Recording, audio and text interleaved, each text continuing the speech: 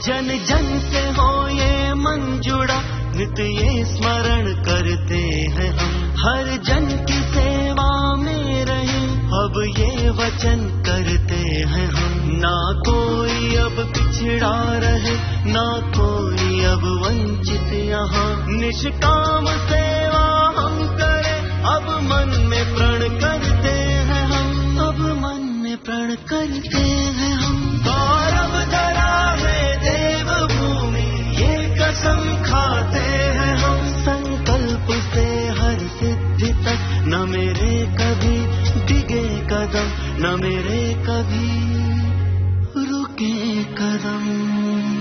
सेवा, समर्पण और विश्वास के 100 दिन, जनता के द्वार, तीरथ सरकार। कुशल नेतृत्व एवं बेहतर प्रबंधन के द्वारा तीरथ सरकार ने कोरोना महामारी का सफलतापूर्वक सामना किया है। सरकार ने महामारी की दूसरी लहर में तेज और प्रभावशाली कदम उठाते हुए जनता को राहत पहुंचाई है। कोरोना के दौरान उत्तराखंड में ऑक्सीजन मैनेजमेंट सरकारी तंत्र की संवेदनशीलता और समर्पण का उदाहरण है। कोरोना के बढ़ते मामलों को देखते ही सरकार ने जीवन रक्षक ऑक्सीजन की आपूर्ति सुनिश्चित करने के लिए सार्थक कदम उठाए। सिर्फ 3 महीनों के भीतर ऑक्सीजन बेड 3,535 से बढ़ाकर 7,040 किए गए। ऑक्सीजन सिलेंडरों और ऑक्सीजन कंसंट्रेटरों की संख्या में भारी वृद्धि की गई। ऑक्सीजन की उपलब्धता सुनिश्चित करने के साथ साथ ऑक्सीजन का उत्पादन बढ़ाने पर भी तीरथ सरकार का जोर रहा। मुख्यमंत्री तीरथ सिंह रावत ने स्वयं ऑक्सीजन आपूर्ति एवं उत्पादन की नियमित समीक्षा की, जिसका परिणाम ये रहा कि मार्च 2021 में 3 कार्यरत ऑक्सीजन प्लांट की तुलना में 15 ऑक्सीजन प्लांट कार्य कर रहे हैं। 18 ऑक्सीजन प्लांटों की स्थापना की कार्रवाई चल रही है। राज्य में आज 250 मीट्रिक टन से अधिक की ऑक्सीजन उपलब्धता है और इसे नियमित रूप से बढ़ाने का प्रयास भी चल रहा है। चाहे आईसीयू और वेंटिलेटर बेड का प्रबंधन हो या जीवन रक्षक औषधियों की उपलब्धता, राज्य सरकार ने पूर्ण संवेदनशीलता एवं पारदर्शिता रखते हुए जनहित में कार्य किया। सभी जिलों के डीएच, एसडीएच, सीएससी, पीएससी तक ऑक्सीजन सिलेंडर एवं ऑक्सीजन कंसंट्रेटर की उपलब्धता करा दी गई है, जिससे कि आकस्मिकता की स्थिति में कहीं किसी प्रकार ऑक्सीजन की किसी को कोई कमी न हो। तीरथ सरकार ने दिखा दिया है कि यदि मन में दृढ़ निश्चय हो तो कोरोना जैसी महामारी से भी जीता जा सकता है। जनता के द्वार, तीरथ सरकार।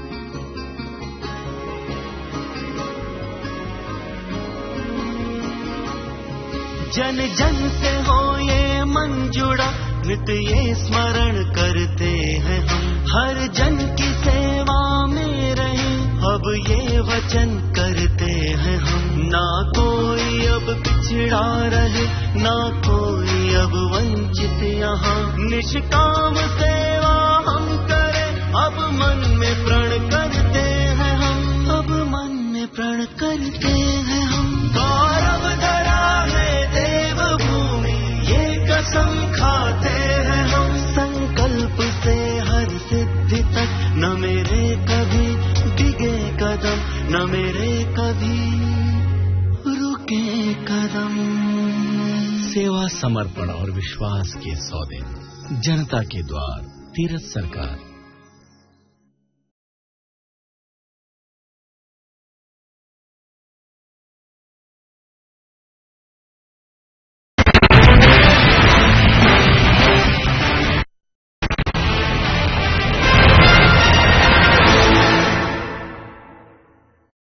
नमस्कार, आप देख रहे हैं साधना प्लस और मैं हूं आपके साथ पूजा अग्रवाल। बुलेटिन की शुरुआत करेंगे हेडलाइंस के साथ। मंत्री हरक सिंह रावत और कर्मकार बोर्ड के अध्यक्ष के बीच तकरार। कर्मकार बोर्ड के अध्यक्ष ने की जांच की मांग पर कैबिनेट मंत्री हरक सिंह रावत ने किया पलटवार। अपने 3 दिवसीय कुमाऊं दौरे के पहले दिन पूर्व सीएम पहुंचे हल्द्वानी। रक्तदान शिविर में युवाओं का बढ़ा उत्साह, कहा टीकाकरण से पहले जरूर करे रक्तदान। काशीपुर में रामलीला सभागार में लगा स्वैच्छिक रक्तदान शिविर। पूर्व सीएम ने किया रक्तदान शिविर का उद्घाटन। सैकड़ों बीजेपी कार्यकर्ताओं ने किया रक्तदान। और सितारगंज में बीजेपी मनाएगी आपातकाल काला दिवस। 25 जून को आपातकाल काला दिवस मनाने का फैसला। विधानसभा प्रभारी ने कहा उस दौर में आजाद होकर भी नहीं थे स्वतंत्र। चलिए शुरुआत करेंगे खबरों से। वन और पर्यावरण मंत्री हरक सिंह रावत और कर्मकार बोर्ड के अध्यक्ष सत्याल के बीच जमकर तकरार चल रही है। जिसको लेकर कामगार बोर्ड के अध्यक्ष शमशेर सिंह सत्याल ने बोर्ड में हुए घोटाले को लेकर सीबीआई जांच की मांग की, जिस पर कैबिनेट मंत्री हरक सिंह रावत ने पलटवार करते हुए कहा कि कोटद्वार मेडिकल कॉलेज का मामला पूर्व मुख्यमंत्री त्रिवेंद्र सिंह रावत के कार्यकाल का है, जिसमें उनके द्वारा 50 करोड़ की स्वीकृति दी गई थी।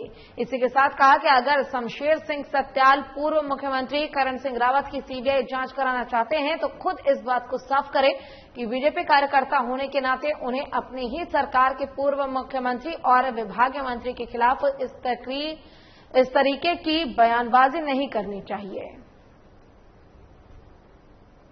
सत्याल को ये पूछना चाहिए, जो अध्यक्ष इस बात को कह रहे हैं सीबीआई की जांच, तो क्या वो त्रिवेंद्र रावत जी के खिलाफ सीबीआई की जांच की मांग कर रहे हैं? मैं आज ये सवाल उनसे कर रहा हूं क्योंकि त्रिवेंद्र रावत जी मुख्यमंत्री रहते हुए कोटद्वार को मेडिकल कॉलेज को 50 करोड़ देने की स्वीकृति, मैंने नोट लिखा। मैं तो विधायक हूं कोटद्वार से, मैं कोटद्वार मेडिकल कॉलेज बनाने के लिए हर तरीका अपनाऊंगा और मैं अपने लड़की की शादी के लिए, अपने घर के लिए नहीं कर रहा हूं। कोटद्वार और पूरे पौड़ी जनता के लिए मेडिकल कॉलेज, और इस कोरोना महामारी में अगर कोटद्वार में मेडिकल कॉलेज होता, जैसे मैंने दून मेडिकल कॉलेज बनाने के लिए एफर्ट्स किए, उसी तरह कोटद्वार मेडिकल कॉलेज बनाने के लिए मैं एफर्ट्स कर रहा था। मैंने नोट लिखा, मुख्यमंत्री ने उसको अनुमोदन किया, शासनादेश जारी हुआ। और अपने 3 दिवसीय कुमाऊं दौरे के पहले दिन पूर्व सीएम त्रिवेंद्र सिंह रावत हल्द्वानी पहुंचे, जहां पूर्व सीएम ने रक्तदान शिविर में युवाओं का उत्साह बढ़ाया और युवाओं से आह्वान किया कि टीकाकरण के पहले रक्तदान जरूर करें, जिससे ब्लड बैंकों को मजबूत किया जा सके और आने वाले संकट से बच सके। साथ ही कहा कि प्रदेश में हर जगह आज रक्तदान शिविर लगाया जा रहा है, जिसमें युवा बढ़ चढ़कर हिस्सा ले रहे हैं।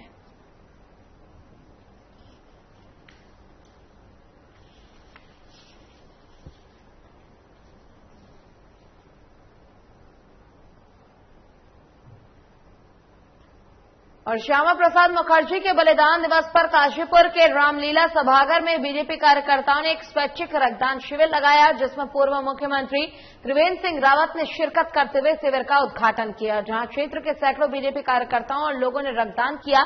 इससे पहले बीजेपी के स्थानीय नेताओं और कार्यकर्ताओं ने अपने नेता और पूर्व मुख्यमंत्री त्रिवेंद्र सिंह रावत का भव्य स्वागत भी किया। वहीं मौजूदा कार्यकर्ताओं को संबोधित करते हुए त्रिवेंद्र सिंह रावत ने आने वाले विधानसभा चुनाव के लिए कमर कसने की हिदायत दी और इस दौरान मीडिया से पूर्व मुख्यमंत्री ने कहा कि प्रदेश में एक बार फिर से टीएसआर की सरकार बनने जा रही है। वहीं उनसे जब पार्टी में मचे घमासान को लेकर सवाल किया गया तो उन्होंने सादगी से जवाब देते हुए कहा, इसको चुनाव से पहले निपटा लिया जाएगा।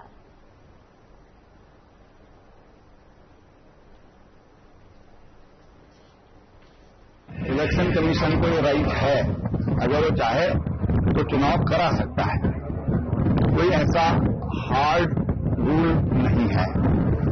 उसके विवेक पर है कि इलेक्शन कमीशन को लगता है कि चुनाव कराया जाना चाहिए तो करा भी सकता है, और यदि नहीं हो क्या कहते टीएसआर हैं यार, हमने बताया ना कि वो पहले भी थे अब भी हैं। चलिए रुकते एक छोटे से ब्रेक के लिए जल्द लौटेंगे।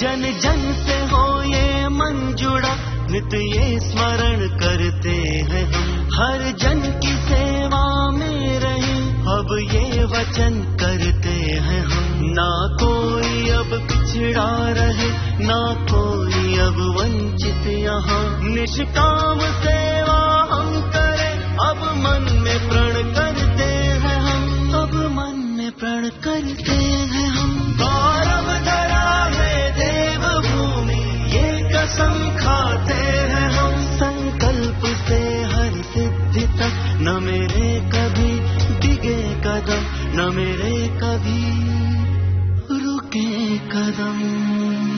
सेवा, समर्पण और विश्वास के 100 दिन, जनता के द्वार, तीरथ सरकार। वैश्विक महामारी कोरोना, मुश्किल दौर, मुश्किल हालात, लेकिन इस मुश्किल दौर में भी उत्तराखंड के मुख्यमंत्री तीरथ सिंह रावत अपने कुशल नेतृत्व, एवं प्रबंधन क्षमता का प्रदर्शन करते हुए कोरोना के खिलाफ जंग लड़ने में ऊर्जा का नया संचार कर रहे हैं। नियम, संयम और सजगता के साथ सरकार ने कोरोना से लड़ने के लिए हर फ्रंट पर मजबूत तैयारियों पर जोर दिया है, जिसके चलते कोरोना काल में न तो राज्य में हालात काबू से बाहर हुए और न ही राज्य में जीवन रक्षक औषधियों से लेकर ऑक्सीजन की कोई कमी हुई। इसके लिए सरकार ने बहुआयामी रणनीतियां बनाई। सबसे पहले जिसकी शुरुआत टेस्टिंग क्षमता को बढ़ाकर की गई, जिसके फलस्वरूप आज उत्तराखंड में कोविड टेस्टिंग राष्ट्रीय औसत से अधिक है। आज राज्य में जहां 10 प्रयोगशालाएं आरटीपीसीआर टेस्ट के लिए हैं, वहीं 26 निजी प्रयोगशालाओं और 64 ट्रूनेट मशीनों के द्वारा कोविड जांच की जा रही है। कोरोना जांच बढ़ाए जाने के साथ ही सरकार का पूरा फोकस कोरोना के इलाज पर है। देवभूमि उत्तराखंड में कोरोना मरीजों को सरकारी ही नहीं, निजी अस्पतालों में भी समुचित इलाज मिले। इसके लिए उत्तराखंड सरकार ने ये सुनिश्चित किया कि प्रधानमंत्री जन आरोग्य योजना, अटल आयुष्मान उत्तराखंड योजना एवं राज्य सरकार स्वास्थ्य योजना के लाभार्थियों को निर्धारित प्रोटोकॉल के अनुसार कोविड के लिए भी सभी प्रकार के निःशुल्क उपचार की व्यवस्था दी जाए।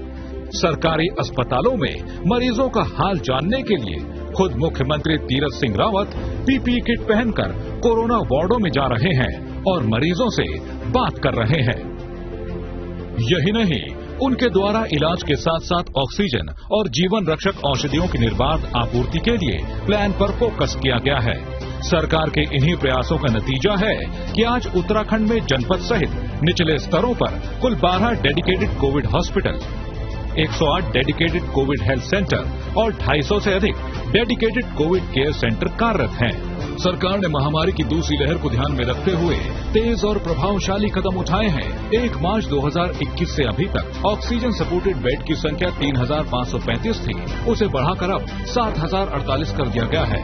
वहीं आईसीयू बेड की संख्या को 836 से बढ़ाकर 1,754 किया गया है। वेंटिलेटर की संख्या को भी बढ़ाया गया है। 695 से बढ़कर ये संख्या आज 1,092 हो गई है।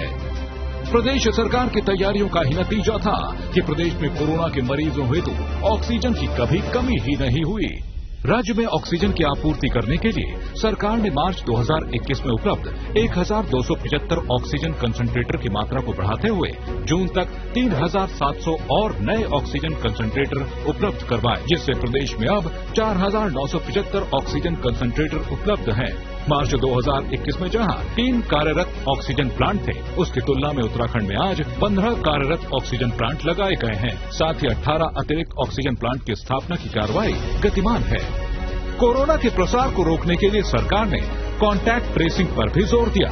कोरोना पॉजिटिव मरीज के संपर्क में आए लोगों की निगरानी के लिए बड़े स्तर पर टीमें बनाई गई, जिसके जरिए संपर्क में आए व्यक्तियों की निगरानी के लिए एसडीआरएफ नियंत्रण कक्ष, जिला नियंत्रण कक्ष, जिला प्रशासन के माध्यम से निगरानी की जा रही है। होम आइसोलेशन को लेकर राज्य सरकार ने बड़ी कारगर रणनीति बनाई। उत्तराखंड सरकार आज कोरोना पॉजिटिव मरीजों को उनके घरों पर ही मोबाइल टीम के माध्यम से होम आइसोलेशन किट मुहैया करवा रही है। प्रदेश सरकार के लिए सबसे बड़ी चुनौती कोरोना संक्रमण को रोकने के लिए कोविड कर्फ्यू लगाने की थी, क्योंकि कोरोना के खिलाफ जंग के लिए लोगों का सहयोग बेहद जरूरी था।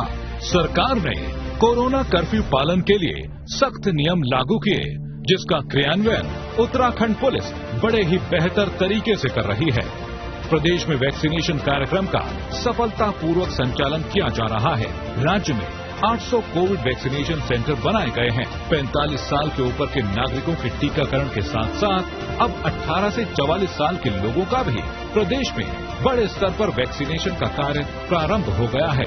मुख्यमंत्री तीरथ सिंह रावत की दूरदर्शी सोच और कारगर रणनीति का ही नतीजा है कि आज राज्य में कोरोना संक्रमण के मामलों में तेजी से कमी आ रही है और कोरोना के खिलाफ निर्णायक जंग में उत्तराखंड आगे निकलता दिख रहा है। लेकिन हमें अभी भी सावधानी बरतनी है। बहुत आवश्यकता पड़ने पर ही घर से बाहर निकलें। सेवा, समर्पण और विश्वास के 100 दिन, जनता के द्वार, तीरथ सरकार।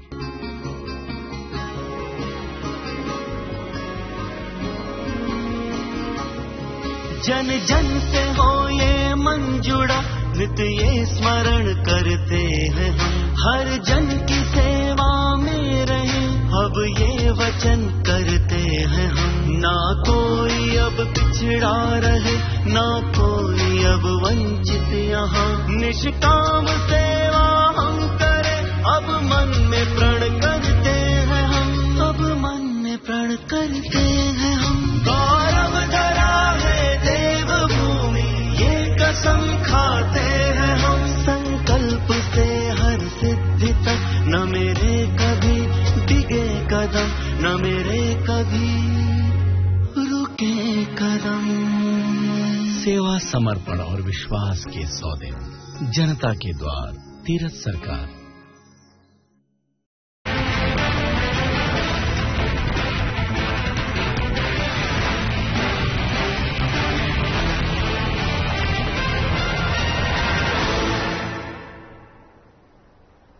और ब्रेक के बाद एक बार फिर से रुक करेंगे खबरों की ओर। बीजेपी की बैठक रामलीला परिसर में विधानसभा प्रभारी वरुण अग्रवाल की अध्यक्षता में संपन्न हुई, जिसमें 25 जून को आपातकाल काला दिवस मनाने का फैसला लिया गया। विधानसभा प्रभारी वरुण अग्रवाल ने कहा कि पूर्व प्रधानमंत्री इंदिरा गांधी ने आज के ही दिन आपातकाल का ऐलान किया था। देश में 1975 से लेकर 1977 तक इमरजेंसी लगी थी। आक्रोश, विद्रोह, दहशत और तानाशाही की व्याख्या करते उस दौर में लोग आजाद होकर भी स्वतंत्र नहीं थे। प्रभारी वरुण अग्रवाल ने 25 जून को आयोजित कार्यक्रम का मुख्य संयोजक महेश मित्तल और सह संयोजक सर्वजीत माटा को बनाया है। और इसी के साथ संयोजक महेश मित्तल ने कहा कि आपातकाल में जिन कार्यकर्ताओं पर जुल्म हुआ उन्हें या उनके परिवार के सदस्य को इस कार्यक्रम में सम्मानित किया जाएगा। 25 जून को रामलीला परिसर में जो है आपातकाल के विरोध में एक कार्यक्रम आयोजित किया गया था, जिसमें आपातकाल के समय प्रभावित हुए हमारे जो पुराने कार्यकर्ता हैं या उनके परिवार वालों को उनको बुला करके वहां सम्मानित किया जाएगा। पूरे क्षेत्र से जो है यहाँ पर जितने भी कार्यकर्ता हैं उनको इस कार्यक्रम में सम्मिलित होंगे। भारतीय जनता पार्टी ने तय किया है कि प्रत्येक विधानसभा प्रत्येक मंडल स्तर पर 25 जून को आपातकाल के जो हमारे जो पुलिस स्थिति है उसके लोगों से कार्यक्रम मनाया जाएगा। इस कार्यक्रम में जो हमारे युवा कार्यकर्ता हैं तो उन दिनों ये विषय में उन्हें वाकिफ नहीं होंगे, पार्टी के स्तर से उन्हें बताया जाएगा। और खबर नारसन से है, जहां पर बहुउद्देश्य किसान सेवा सहकारी समिति गुरुकुल नारसन पर किसानों ने फर्जी नियुक्ति करने और उनके नाम पर लाखों रुपए निकालने का आरोप लगाया है। किसानों ने किसान सेवा समिति के अधिकारियों पर आरोप लगाते हुए कहा है कि सरकार के द्वारा किसानों के लिए दी जा रही सहायता राशि भी किसान तक नहीं पहुंच पाई। इसी के साथ कहा कि समिति में चल रहे उलटफेर की वजह से किसानों को समय पर खाद नहीं मिल पा रही है। ये भी कहा कि जिस तरह से मंगलौर किसान सेवा सहकारी समिति की जांच एजेंसियों के द्वारा की जा रही है, इस समिति में हुए घोटाले की जांच भी की जाए। मामला ये था कि यहाँ यूरिया खाद नहीं आ रही, खाद की बड़ी किल्लत है यहाँ किसानों को। 2 महीने में खाद ही नहीं है यहाँ। अच्छा को ना कोई यहाँ अधिकारी जिम्मेदार अधिकारी है, किससे बात करो। अच्छा, किसानों ने जब खाद नहीं मिल रहा है इसकी जानकारी भी उच्च अधिकारी को दी गई। हाँ, सबको पता है, दामड़ी है ही नहीं यहाँ, महीनों से दामड़ी ही नहीं यहाँ से। ना तो यहाँ से जो है विज्ञप्ति तो निकाली इन्होंने, ना कोई फॉर्म निकाला। यहाँ का जो क्षेत्र का युवा था वो आज करके बैठा था कि मतलब जो है यहाँ पे नियुक्तियाँ होंगी, फॉर्म निकलेंगे, तो वो इसकी आज करके बैठा था कि यहाँ पे वो अपने के लिए अप्लाई करेगा, वो बैठेगा। लेकिन इन्होंने ना तो यहाँ पे विज्ञप्ति निकाली, ना कोई फॉर्म निकाला, और तुरंत डायरेक्ट पैसे लेके इधर से उधर पता नहीं कैसे कैसे इन्होंने इनके अधिकारियों ने यहाँ पे फर्जी नियुक्ति कर दी। चलिए रुकते ही छोटे से ब्रेक के लिए, जल्द लौटेंगे।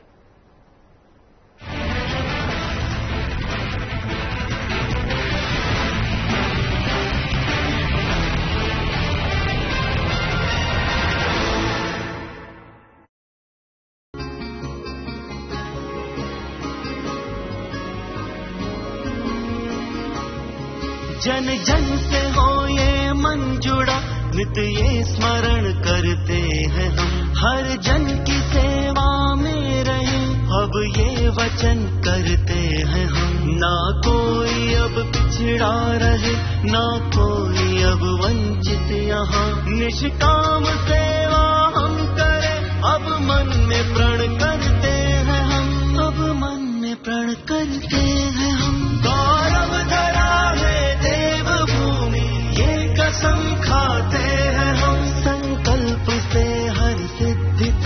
न मेरे कभी डिगे कदम, न मेरे कभी रुके कदम।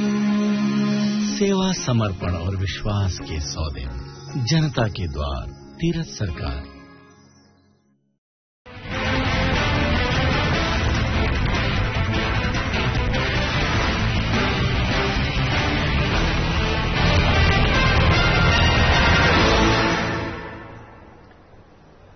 और ब्रेक के बाद बात करेंगे रुद्रप्रयाग की, जहां पर रुद्रप्रयाग बाजार में ज्वेलर्स की दुकान से चोरी हो गई, जिसका रुद्रप्रयाग पुलिस ने 3 दिन के अंदर खुलासा कर दिया है। वहीं पुलिस ने 2 चोरों को गिरफ्तार कर लिया है, साथ ही सामान भी बरामद किया। पुलिस ने आरोपियों के खिलाफ कई धाराओं के तहत मामला दर्ज किया है। इसी को लेकर पुलिस अधीक्षक ने बताया कि रुद्रप्रयाग बाजार के गणेश ज्वेलर्स दुकान में चोरी हुई थी और चोरों ने दुकान का शटर तोड़कर गहने चोरी किए थे, जिसकी शिकायत मिली थी और फिर टीम का गठन कर चेकिंग की गई और आज चोरों को गिरफ्तार कर लिया गया। वहीं पुलिस अधीक्षक रुद्रप्रयाग ने पुलिस टीम को सम्मानित करने की घोषणा की है।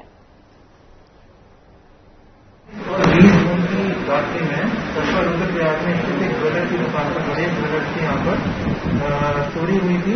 इसकी सूचना अगले दिन पुलिस को मिली थी, तत्काल मुकदमा दर्ज किया गया था और इसमें जो कोतवाली की टीम है इनके द्वारा घटनास्थल का मुआयना किया गया था और इनके अभियुक्तों को पकड़ने के प्रयास शुरू किए गए थे।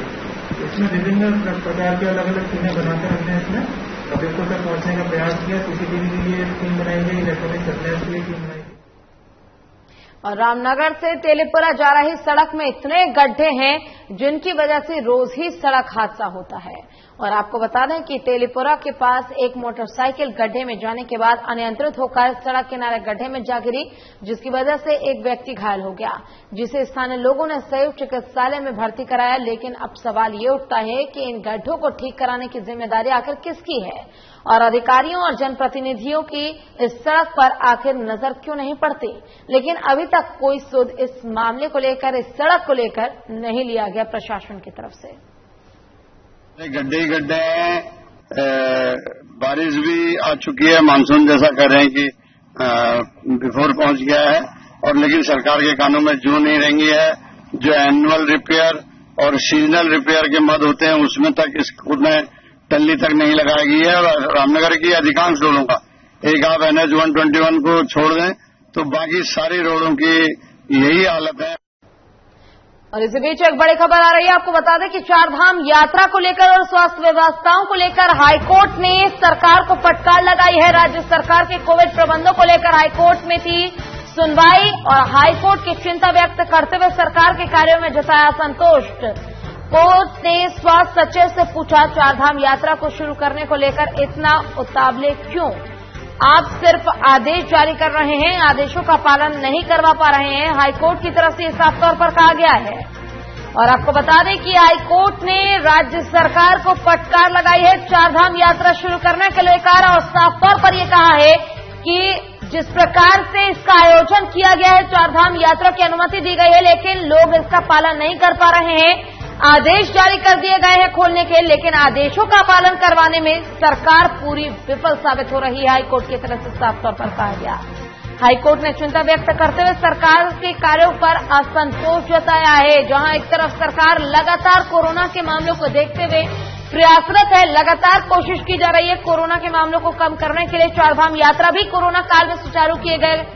ऐसे में इसी को ध्यान में रखते हुए हाईकोर्ट ने सीधे तौर पर राज्य सरकार को फटकार लगाई है कि आखिर चारधाम यात्रा शुरू करने के लिए इतना उतावला राज्य सरकार क्यों है। कोर्ट ने स्वास्थ्य सचिव से पूछा, चारधाम यात्रा को शुरू करने को लेकर इतने उतावले की। और इसी पर अधिक जानकारी के लिए हमारे साथ हमारे संवाददाता विकास साहब फोन लाइन पर जुड़ गए हैं। विकास, हाईकोर्ट ने सीधे तौर पर राज्य सरकार को फटकार लगाई। हालांकि हमने कोरोना काल में देखा कि लगातार सरकार की तरफ से प्रयास किए जा रहे हैं कि कोरोना के मामलों को कम किया जाए और कैसे इसको कम किया जाए इस पर भी विशेष ध्यान दिया जा रहा है, विशेष बल दिया जा रहा है। बावजूद इसके हाईकोर्ट की तरफ से कहा गया कि वो असंतुष्ट हैं सरकार के काम से। क्या कुछ पूरी जानकारी इसको लेकर? जी पूजा, बिल्कुल। राज्य आज जो है सुनवाई थी कोर्ट में राज्य सरकार की स्वास्थ्य व्यवस्थाओं को लेकर और तीसरी लहर में क्या सरकार की व्यवस्थाएं और चारधाम यात्रा को लेकर जो 1 जुलाई से यहाँ पर चारधाम प्रदेश में चारधाम यात्रा शुरू होनी है, वो उसकी तैयारियों को लेकर आज 23 जून को कोर्ट में राज्य सरकार जो है अपना पूरे बायोडाटा रखना था और आज सुनवाई थी राज्य सरकार की, जिस पर कोर्ट ने जो है बड़ी चिंता जताई है और असंतोष राज्य सरकार के जितने भी कार्य हुए हैं उन पर असंतोष जताया है और कोर्ट ने बड़े कड़े शब्दों में जो है राज्य सरकार को बड़ी फटकार लगाई है। पहले भी जो है 16 जून को जब पहली सुनवाई हुई थी तो उस दौरान भी कोर्ट ने जो है राज्य सरकार को बड़ी फटकार लगाई थी कि चारधाम यात्रा का संचालन किया जा रहा है, लेकिन व्यवस्थाएं क्या है। आज भी कोर्ट ने जो है स्वास्थ्य सचिव से पूछा कि जब केंद्र सरकार ने कोरोना संक्रमण को देखते हुए अमरनाथ यात्रा को रद्द किया है तो आप चारधाम यात्रा शुरू करने को लेकर इतने उतावले क्यों हो रहे हैं? आपके द्वारा जितने भी आदेश जारी किए जाते हैं उनका आप खुद पालन नहीं कराते हैं। गंगा दशहरा जब हरिद्वार में लाखों की हजारों की तादाद में जो है गंगा दशहरे में जब रोक लगा, जिस प्रकार से आपने बताया कि हाईकोर्ट की तरफ से तमाम मुद्दों को लेकर कहा गया कि चारधाम यात्रा के लिए जो यात्री हैं उनके लिए चारधाम यात्रा खोल तो दी गई है, लेकिन जो गाइडलाइन है उनका पालन लोगों द्वारा नहीं किया जा रहा। ये एक बड़ी समस्या बना हुआ है। आपका बहुत बहुत शुक्रिया तमाम जानकारी के लिए। चलिए, इसी के साथ फिलहाल के लिए इस बुलेटिन में बस इतना ही। खबरों का सिलसिला लगातार आगे भी जारी है। आप देखते रहिए साधना प्लस। नमस्कार।